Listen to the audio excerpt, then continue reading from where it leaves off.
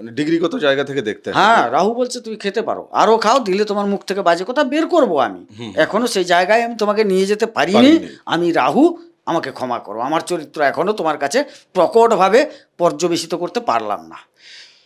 তুমি বিদেশ সংক্রান্ত জায়গা থেকে, মানে দ্বাদশের জায়গা থেকে আমাকে একটু বলো, যারা বিদেশে গিয়ে সেটেল করতে চায়, আমার মনে হয় যে মানে তাদের তো একটা আলাদা হিম্মত লাগবে সেক্ষেত্রে করতে গেলে। এখন মানুষ হয়তো তার জীবনে দেখছে যে না, আমাকে মানে বিপদে পড়ে চলে যেতে হচ্ছে, কিন্তু বিদেশে গিয়ে নিজেকে সেটেলমেন্ট করানোটা অনেক মানে নিজের হাতে পুরো আবার শূন্য থেকে শুরু করা একদম। এবং এই রাহু মঙ্গল যদি ধরো তোমার দ্বাদশে বসে আছে, তখন এনাকে কি বিদেশে নিয়ে গিয়ে মানে শূন্য থেকে শুরু করি আবার গড়ে দেবে নাকি? প্রচন্ড কষ্ট দেবে মঙ্গল, আর রাহু থেকে প্রচন্ড পয়সা দেবে।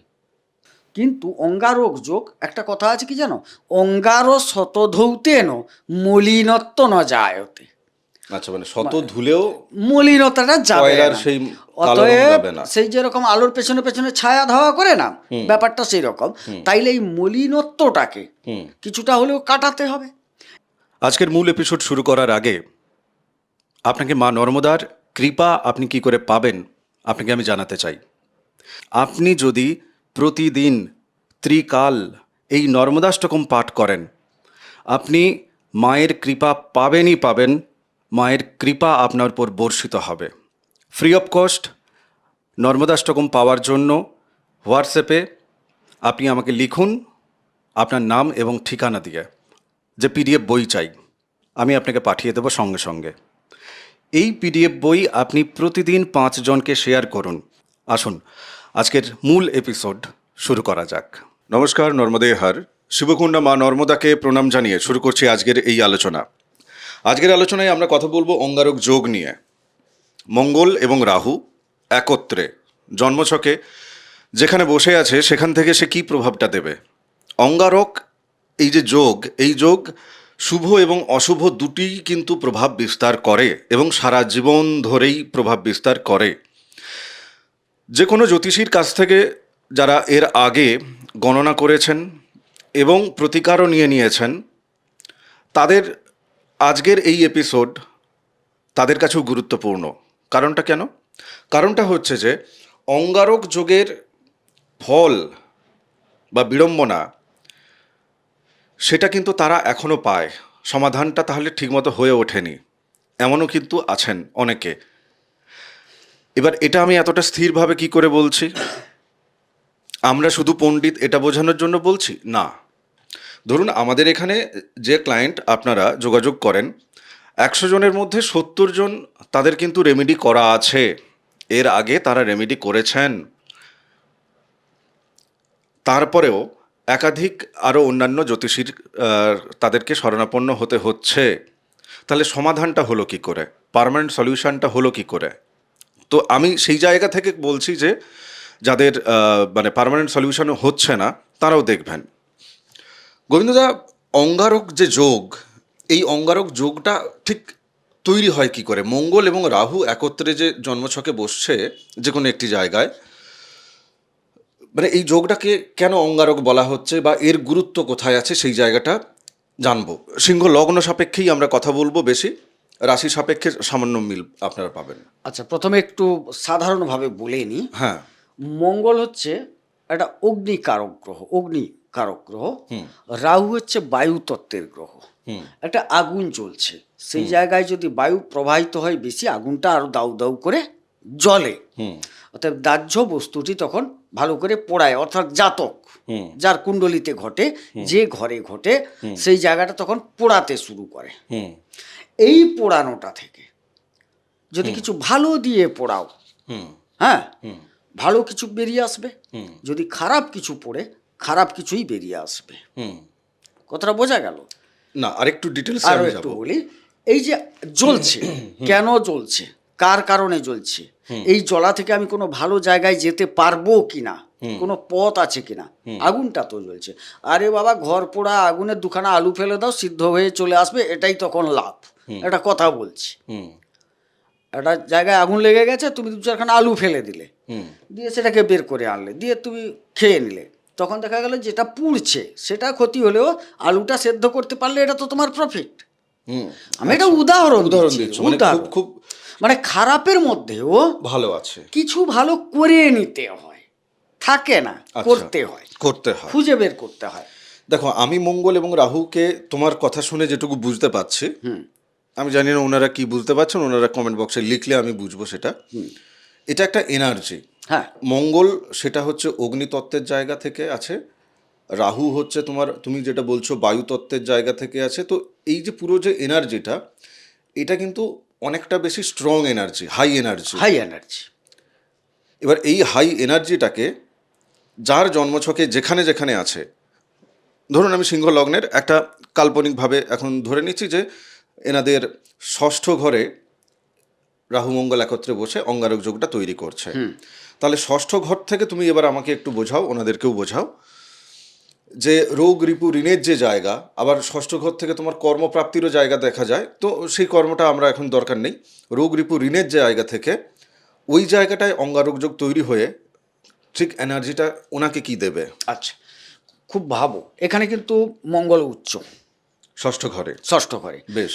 এবারে ভালো মন্দ দুটোই, এই যে হাই এনার্জিতে গিয়ে দাঁড়িয়ে গেলে তুমি, আমার এনার্জিটা প্রচুর হাই, হুম সেটা আমি কোন জায়গায় প্রয়োগ করব?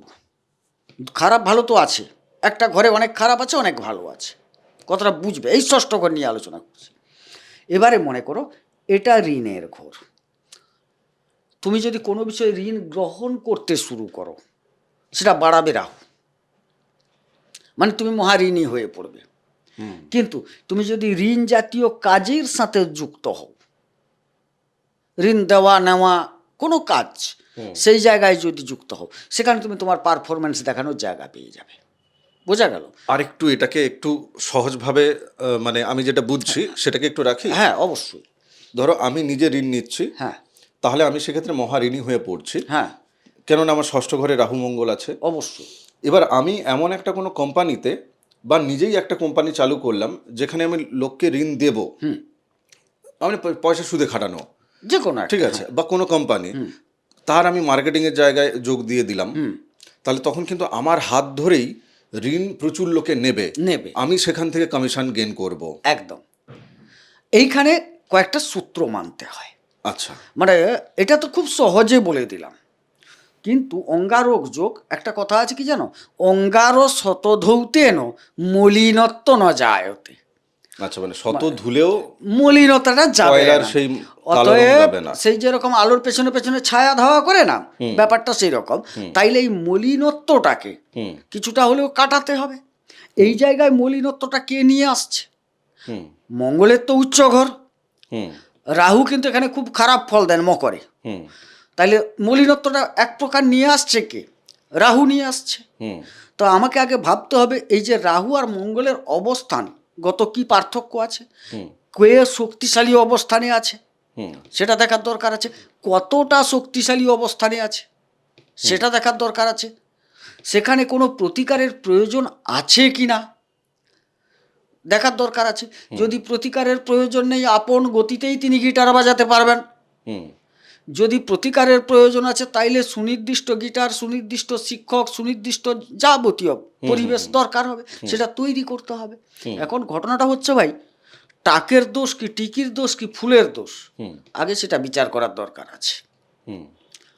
ফুলটা নাড়াতে হবে, পারছি না।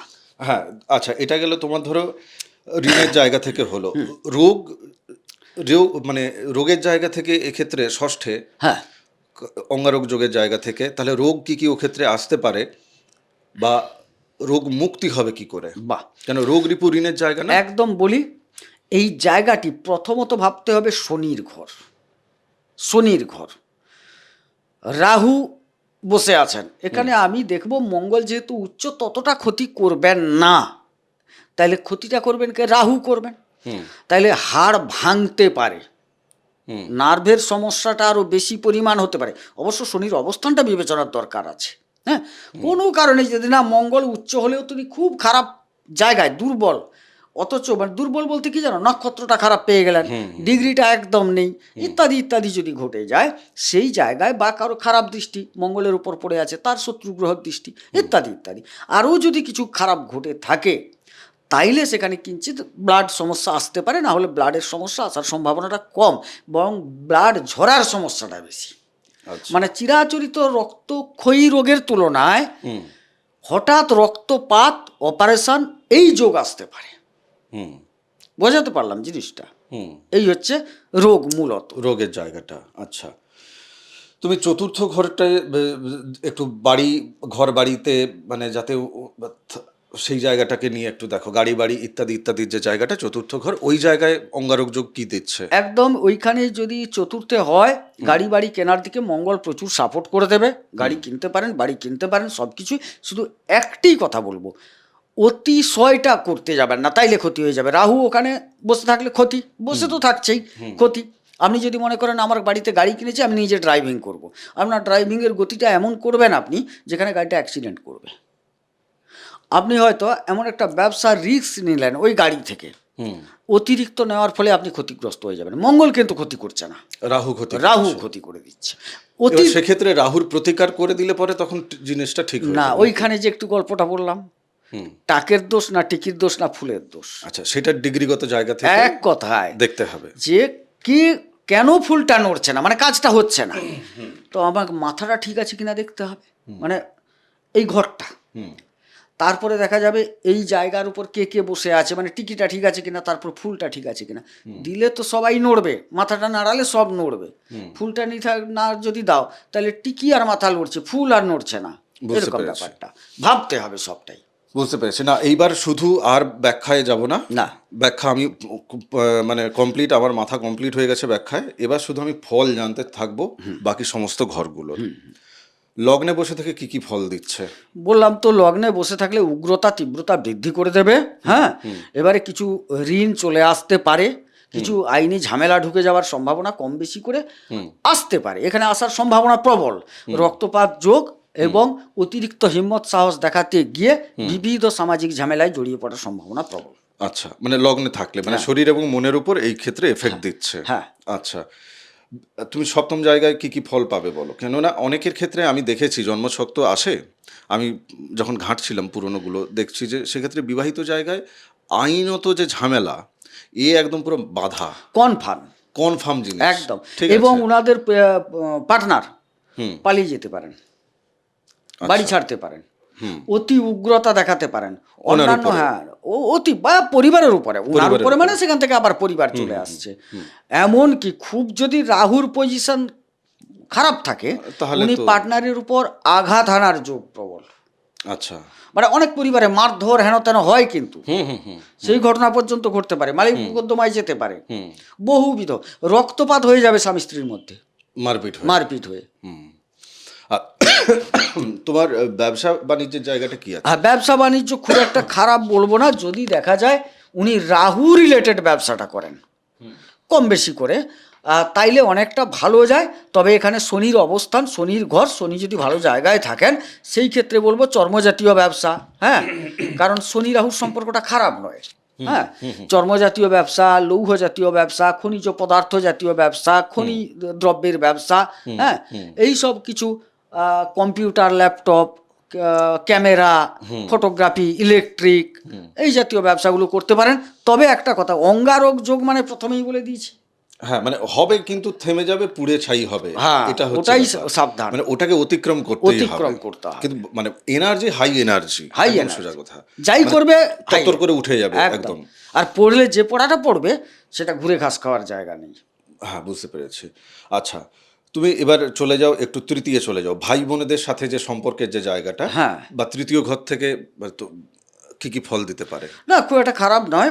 ওখানে অঙ্গারক যদি একদম সুসংবদ্ধ অঙ্গারক হয়ে যায়, ভাইদের সাথে গন্ডগোল, মারামারি, অনেক কিছুই ঘটে যাবে। কিন্তু যদি দূরত্ব মেনটেন রাখে, মানে রাহু মঙ্গল বসে আছে জন্মছকে তৃতীয়, কিন্তু ডিগ্রিগত ফারাক আছে, অনেক খুব ফারাক আছে, তাইলে উনার ভাই কিন্তু পরাক্রমী হবেন। উনি হচ্ছেন না, উনি তো তার পরাক্রমী আলাদা ক্ষেত্র থেকে, উনার শুক্রের অবস্থান দেখবো তখন। আচ্ছা আচ্ছা আচ্ছা, উনি ঘরের জন্য পরাক্রমী হবেন, ঘরের জন্য। আচ্ছা, কিছু ঘরের কাজ করা হোক, সেখানে আমি একটা নিয়োজিত হব, ইত্যাদি ইত্যাদি কারণে। হ্যাঁ, মানে পরিবারের ডেভেলপমেন্ট ডেভেলপমেন্টের জন্য উনি একটা পরাক্রমতা দেখাবেন। ওনার ভাইও কিন্তু পরাক্রমী হবে যদি এই যোগটা ডিস্টেন্স মেনটেন করে। কথাটা বুঝ, আর ডিস্টেন্সটা যদি ক্লোজ হয়ে যায়, দেখা যাবে দুই ভাই লড়ছে, দুই ভাই লড়ছে, ভাই একদম মানে সে জাহান নামে চলে গেল ভাইয়ের জন্য। এই যে পরিবার অতিষ্ঠ, ভাইয়ের জন্য পরিবার অতিষ্ঠ হয়ে যাবে, ঘরের উন্নতি বন্ধ হয়ে যাবে, যে কিছু আয় হচ্ছে জরিমানা দিতে দিতে সময় চলে যাচ্ছে। আচ্ছা, এই যে ধরো এই যে নেশা ভাঙের মধ্যে যে জড়িয়ে যাওয়া, হ্যাঁ হ্যাঁ হ্যাঁ আমি দ্বিতীয় ঘরটাকে দেখছি। হ্যাঁ, দ্বিতীয় মানে আপনাদের লগ্ন সাপেক্ষে দ্বিতীয় কন্যার জায়গা, ওখানে রাহু মঙ্গল একত্রে থাকলে এই ধরনের প্রচুর লোকজন আছে না, যারা প্রচুর ভীষণ নেশা করতে পারে, একদম করবে, ওখানেই করবে, মানে ভীষণ নেশা করছে, রাস্তায় পড়ে থাকছে, ইত্যাদি ইত্যাদি, এরকম সিচুয়েশন হয়। একদম ওখানেই করবে। খাদ্যের জায়গা, এই জায়গায় করবে, নেশা ভাঙ করবে। নেশা ভাঙ করতে গিয়ে শ্বশুরবাড়ির সাথে প্রচণ্ড কলহ হবে, শ্বশুরবাড়ি প্রতিবাদ করবে, প্রচণ্ড কলহ হবে, ওর মুখ থেকে নানা রকম খিস্তি খাস্তা গালিগালাজ বেরাবে, বাক্যটা খুব খারাপ হয়ে যাবে। মানে অতি উচ্চ, অতি সাহসী, অতি বাজে ধরনের কথা বলবেন। আচ্ছা আচ্ছা, মানে জীবনটা আসলে মানে উনি হয়তো দেখা যাবে যে নেশা কেটে গেলে তখন আবার আরেক মানুষ, সেটা তো আলাদা কথা। এবার কিন্তু মানে নিজের মধ্যে না, মানে নিজেকে কন্ট্রোলে রাখতে পারছে না, এই পারবে না সিচুয়েশনটা ওটা। হয়ে যাবে। যখন ওই জাতীয় জায়গায় সে চলে যাবে, তখন কি বলতো, ধীরে ধীরে রাহু এমন একটা গ্রহ, খালি সূক্ষ্মভাবে যদি তার এলাকায় প্রবেশ করে যাও, মানে খারাপ বদগুণগুলোর মধ্যে, সে তোমাকে গ্রাস করে নেবে, একদম ঢুকিয়ে নেবে, বলে ভরপুর খাও। সে তো অতিরিক্ত দিতে চায়, সব কিছুটা অতিরিক্ত দিতে চায়। অনেকের মধ্যে আছে আবার যে মানে প্রচুর নেশা করতে পারে, কিন্তু তার নেশা হচ্ছে না, মানে নেশা করার পরেও একদম পুরো ঠিক আছে, মানে যে বসলে এক বোতল খেয়ে নেবে, খুব সুন্দর মানে তো। তাদের সেটা কি, তাদেরও কি এই রাহু মঙ্গলের হ্যাঁ, connection রাহু আছে বলছে নাকি? আরো খাও, আচ্ছা, এটাই হচ্ছে না, আরো কিছুটা খেতে হবে। দিলে তো তুমি যাবে, তোমার মুখ থেকে বাজে কথা বেরাবে, তুমি সে পর্যায়ে যাচ্ছ না, আরো খাও। আচ্ছা আচ্ছা আচ্ছা আচ্ছা। মানে ডিগ্রিগত জায়গা থেকে দেখতে হবে। হ্যাঁ, রাহু বলছে তুমি খেতে পারো, আরো খাও, দিলে তোমার মুখ থেকে বাজে কথা বের করবো আমি। এখনো সেই জায়গায় আমি তোমাকে নিয়ে যেতে পারিনি, আমি রাহু, আমাকে ক্ষমা করো, আমার চরিত্র এখনো তোমার কাছে প্রকটভাবে পর্যবেসিত করতে পারলাম না। তুমি বিদেশ সংক্রান্ত জায়গা থেকে, মানে দ্বাদশের জায়গা থেকে আমাকে একটু বলো, যারা বিদেশে গিয়ে সেটেল করতে চায়, আমার মনে হয় যে মানে তাদের তো একটা আলাদা হিম্মত লাগবে সেক্ষেত্রে করতে গেলে। এখন মানুষ হয়তো তার জীবনে দেখছে যে না, আমাকে মানে বিপদে পড়ে চলে যেতে হচ্ছে, কিন্তু বিদেশে গিয়ে নিজেকে সেটেলমেন্ট করানোটা অনেক মানে নিজে হাতে পুরো আবার শূন্য থেকে শুরু করা একদম। এবং এই রাহু মঙ্গল যদি ধরো তোমার দ্বাদশে বসে আছে, তখন এনাকে কি বিদেশে নিয়ে গিয়ে মানে শূন্য থেকে শুরু করি আবার গড়ে একদম দেবে নাকি? প্রচন্ড কষ্ট দেবে মঙ্গল, আর রাহু থেকে প্রচন্ড পয়সা দেবে। আচ্ছা, মানে খাটতেও পারবে প্রচুর, রোজগারও প্রচুর হবে। খাটতে হবে, পারবে নয়। আচ্ছা, হবে হবে, পারবে আলাদা জিনিস, পারবে তো করতে হবে তাকে। বিদেশে যদি যায়, তাকে প্রচন্ড পরিশ্রম করতে হবে, স্ট্রাগল করতে হবে, তবে হিউজ পয়সা পাওয়ার যোগ হবে।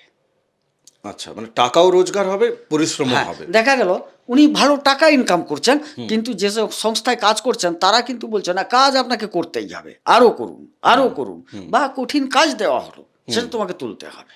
আচ্ছা, আমি এবার যে যে প্রশ্নটা করব তোমার এই জায়গা থেকে, আমি মার্ক করে রেখেছিলাম এই জায়গাটা, যারা দেখবে বিদেশে থাকে না, মানে বাড়ি ছেড়ে দূরে থাকে, রোজগার করছে, কাজও করছে, ইত্যাদি ইত্যাদি, তাদের মধ্যে একটা সফট কর্নার থাকে তার পরিবারের জন্য। হ্যাঁ, যেহেতু সে পরিবারকে কাছে পাচ্ছে না, হ্যাঁ, পরিবারের মধ্যে তারাও কিন্তু ম্যানিপুলেশনের শিকার হয়ে যায়। হ্যাঁ, হয়তো আমি সিংহ লগ্নের ক্ষেত্রে মানে কতটা হয় আমি জানি না, কিন্তু রাহু মঙ্গলের জায়গা থেকে তো পরিবারের জায়গা থেকে ম্যানিপুলেশনের শিকার তারা হবেই। মানে পরিবার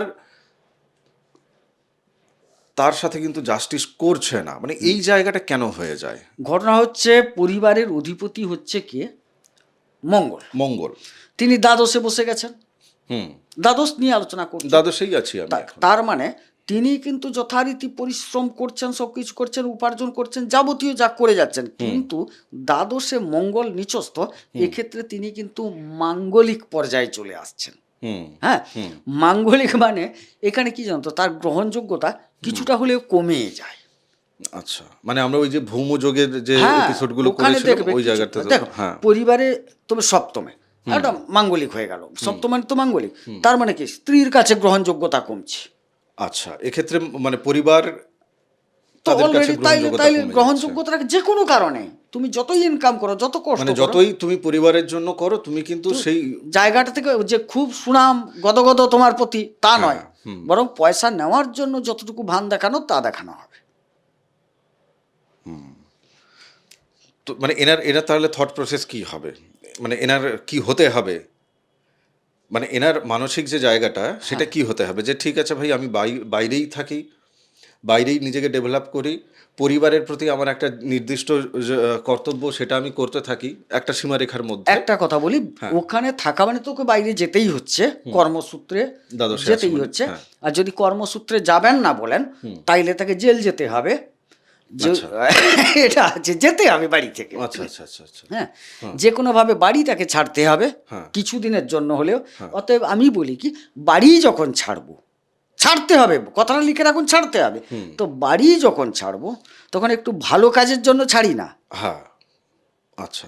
এবার এই যে বাড়ি ছাড়ার যে ব্যাপারটা, বাড়িতে নিশ্চয়ই ফিরে আসবে আবার, হ্যাঁ, হতেই পারে। মানে ওই দশা অন্তর্দশার কথাটা জায়গাটা- হচ্ছে মানে মূলত একটা জল জল জল কিন্তু তার একটা নির্দিষ্ট নিয়ম। হুম একটি তরল পদার্থ, যা গন্ধ নেই, বর্ণ নেই, ইত্যাদি ইত্যাদি ইত্যাদি। মানুষ ইহাকে পান করিয়া বাঁচিয়া থাকে। বৈশাখ মাসের জল, পুকুরটাকে নিয়ে ভাবো, হুম একদম উত্তপ্ত হয়ে যায় বৈশাখ জ্যৈষ্ঠ মাসে।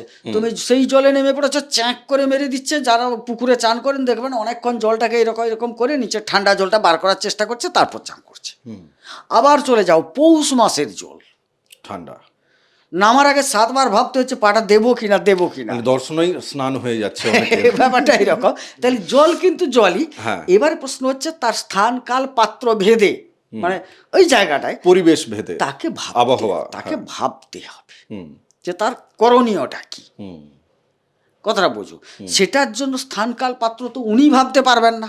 না আচ্ছা, ধরো এই যে বাড়ি ছাড়ার যে ব্যাপারটা, যেটা আমি দ্বাদশের জায়গা থেকে যদি দেখি, তাহলে বা এই অঙ্গারক যোগের এই যে জায়গায় উনি মনে করতে পারেন যে আমি কোনো একটা আশ্রমে চলে যাই, হ্যাঁ, যেতেই পারেন। হ্যাঁ, একটা মাসের জন্য আমি থেকে চলে আসি। হ্যাঁ, একটা মাসের জন্য ভালো, কিন্তু যদি চিরস্থায়ী বন্দোবস্ত করতে যান, রাহু সেখানে বাধা দেবে। এত ধর্মকর্ম তার সহ্য হয় না, সোজা হিসাব।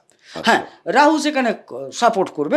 ওখান থেকে যদি 2 নাম্বারি পথে কোনো জায়গায় আর 2 নাম্বারি কিছু ঘটে, সেখানে তিনি একদম সেটেল হয়ে যাবেন যে এইটাই আমার জায়গা। আচ্ছা, মানে ধর্মের মধ্যে অধর্ম স্থাপনা করতে গেলে রাহুর মতো পটু কেউ নেই। বারোটা বুঝলে? লাগবে। রাহু তখন বলবে ঠিক আছে এখানেই থাক। একদম সুন্দর প্রতিষ্ঠান, ঝাঁ চকচকে কোনো মূর্তি দিয়ে তার নাম করে প্রতিষ্ঠান চলছে, ভেতরে ড্রাগ পাচার হচ্ছে, রাহু বলছে আমি এখানে আছি। আচ্ছা আচ্ছা, সোনা পাচার হচ্ছে, আমি এখানে আছি। নারী পাচার হচ্ছে, আমি এখানে আছি। সেই জায়গাটাকে রাহু খুব পছন্দ করবে, কারণ এটাকে ধর্মটাকে পছন্দ নয়, ধর্মর ভেতরে যে অপকর্ম, সেটাই হচ্ছে রাহুর পছন্দের কারণ। আচ্ছা আচ্ছা আচ্ছা। যাই হোক, আজকের এপিসোড আমরা আপাতত এখানেই বিরাম দিই।